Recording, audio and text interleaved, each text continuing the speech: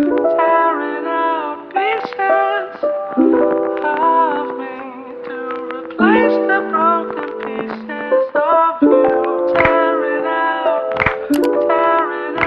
Hello, wealthy family, and welcome to today's Mindset Monday. Thank you so much for coming and sharing some time with me. I love and appreciate you all. So, sorry if this video seems rushed. I'm sorry if it seems condensed. I recorded the whole video this morning, went to edit it, cut, pasted it, uploaded it, and it disappeared. And I spent 30 minutes searching for it, couldn't find it, so here we are again.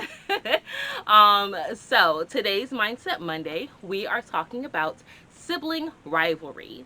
Now, when I speak of sibling rivalry, I am talking about blood siblings, step siblings, people that you consider your brother and your sister, those that have been raised with you, okay? Not your, play sibling that you just met and you're like, hey, we've known each other for 2 years, but I feel like I've known you forever, so here you go. No, not that, okay? I'm talking about, sibling rivalry, all right? So myself, my mother and father, my mother was my father's first wife, and he had his first set of children with her.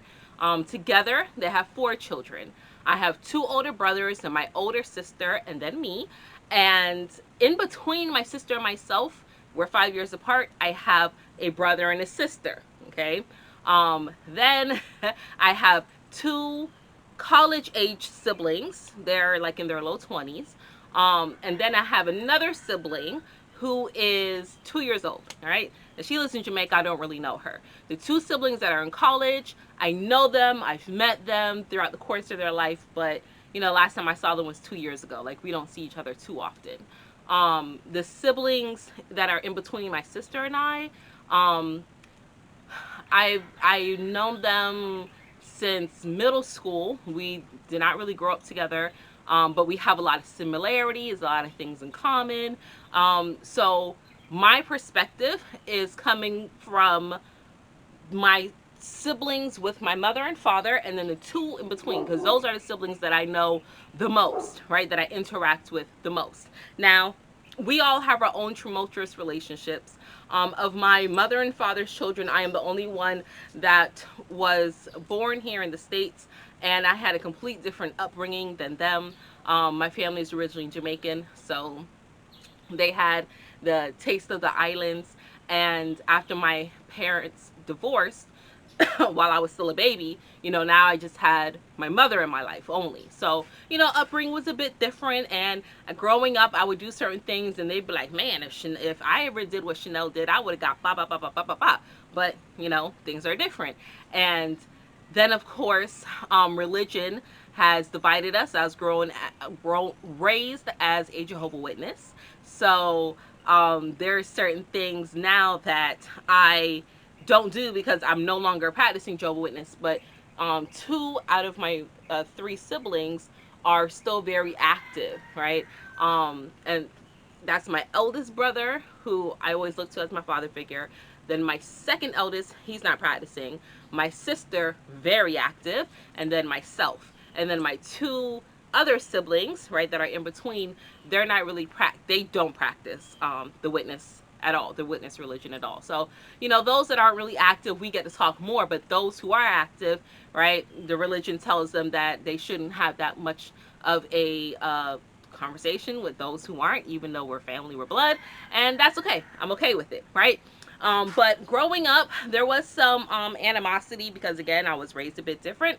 And then it was, some, I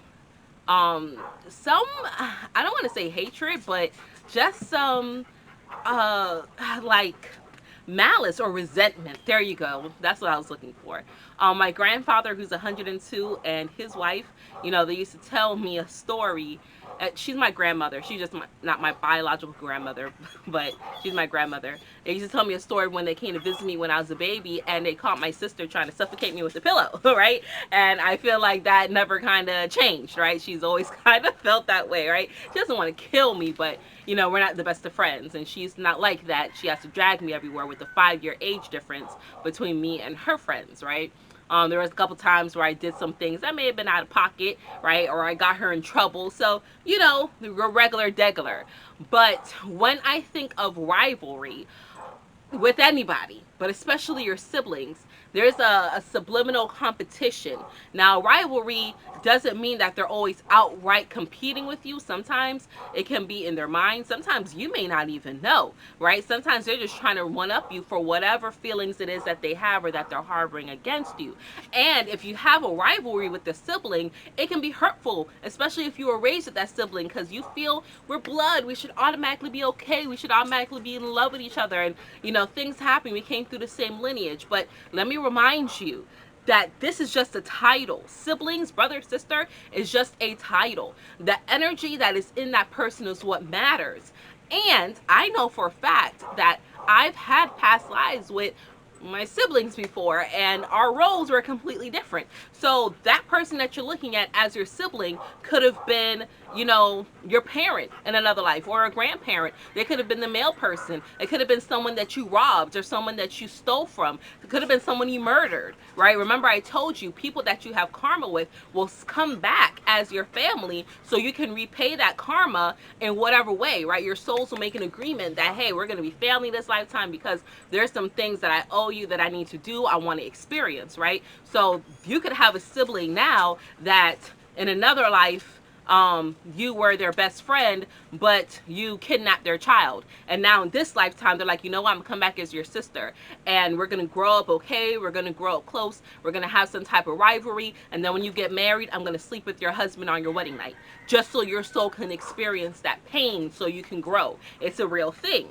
So how do you deal with that, right? Because it's easier said than done. You can say that it's just a title, it's just the energy, and you shouldn't put too much into it. But if you are in your human emotions and you're like, well, how come so-and-so is doing this to me? How can you cope? How can you deal? Realize that there should be no competition with anyone, especially your siblings, okay? You all were given the same footing ground, more or less. I mean, unless your family life was drastic and there was blatant favoritism, right? Where mama would cook for everybody but that sibling. They would get a can of ravioli, right? Everybody else is eating filet mignon and baked potatoes, right? Aside from like major discrepancies, you were put on the same level. You were built with the same foundation. It's not your fault that you were able to move in your own authentic energy and create a lifestyle that you are in now. Or it could be vice versa. You could have some animosity towards another sibling, in which case it's not their fault that they're living their life to their best they're living their best life, right? It's not their fault that they're able to find a pathway that was easy for them, that was the path of least resistance. When you create a rivalry with someone, you're not looking at them eye to eye. You're not looking at them the same level. You're putting them up here above you, and you're looking up, and it's giving you some type of animosity, great animosity, some type of anxiousness, some type of angst, and you're just like, man, I can't believe, right? I loathe them. How dare they, right? When they're just doing what it is that they naturally do. So in order to get over a rivalry, or to not even give the rivalry any energy, okay, much less if you are the recipient of a rival energy, don't even feed them. Just keep doing what you do, right? There's little things you can watch for. If you get married and then they rush to get married. If you buy a dog, then they hurry up and get a dog. If you get a house, then they hurry up and get a house. If you buy a TV, they go get a bigger TV. You get a new car, they get a new car. You're like, you know what? I see you. You're watching me and you're trying to catch up with me. So you should go out and do the best that you possibly can do in an expedited manner, because they will never be able to catch up, right? Keep leaving them the blueprint. Keep giving them something to look up to. Keep giving them something to watch, and keep making them be more and more angry, because you cannot change the way they feel. You can only control you. So the best way on how to deal with sibling rivalry, don't give that person the energy. put boundaries on it. You realize that they're throwing that energy at you, block it. Block it. Block them. If you have to converse with them for your parents' sake or family's sake, that's fine. But that's where, hush. But that's where the boundaries come in at. That's where you can say, we're not dealing with this. I'm not dealing with this. Don't call me with your BS. Don't text me no foolishness. This is the parameters of our relationship, and you leave it there, because most of the time you can realize if the sibling rivalry is happening way on early in your life. It doesn't normally just all of a sudden spring up in adulthood. Okay, hush, Loki, bye. It doesn't normally happen in adulthood. Okay, so take notes of it. Take notes of it and be honest with yourself and see, does that sibling really love you as a sibling? Because me, sometimes, I'm just like, whatever, it's my sister, it's my brother, I'm gonna do this, da da da. And then I have to realize, oh, I can't, because that's not what they want. So I let it go, I respect it. And then when I let it go, you know what it does? It leaves room for those that are who authentically want to be around me. Okay? So that is all that I have for you today. Don't worry your pretty little mind about people who want to have a rivalry with you, because the only person you should be in competition with is yourself. All right, wealthy family, that's all I have for you today. I love you all. I appreciate you all. And until we connect again, stay alert, stay aware, and live in love. Peace.